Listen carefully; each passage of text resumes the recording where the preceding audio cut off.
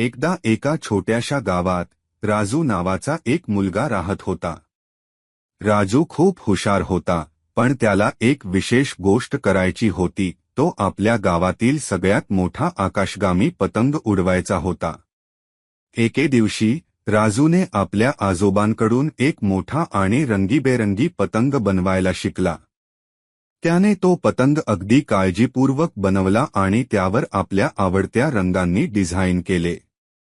पतंग तयार झाल्यावर राजूने त्याला एक खास नाव दिले, स्वप्नरंग. रविवारी सकाळी राजू आणि त्याचे मित्र गावातील मैदानात गेले.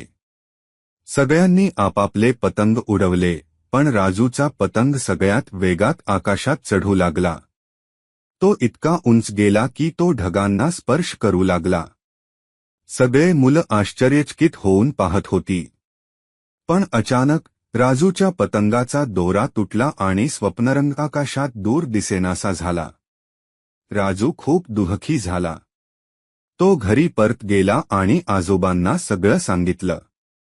आजोबा हसत म्हणाले, राजू, पतंग आकाशात गेला, पण तो तुझ्या स्वप्नांसारखा मोकळा झाला आहे.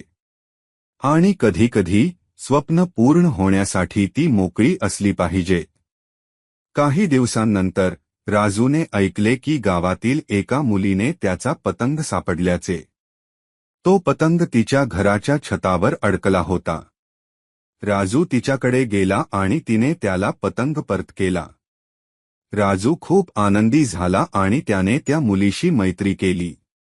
त्या दिवसापासून राजू आणि त्याची नवीन मैत्रीण एकत्र पतंग उडवू लागली. आणि राजूचं स्वप्न खरं झालं. त्याचा पतंग खरोखरच सगळ्यात मोठा आणि सुंदर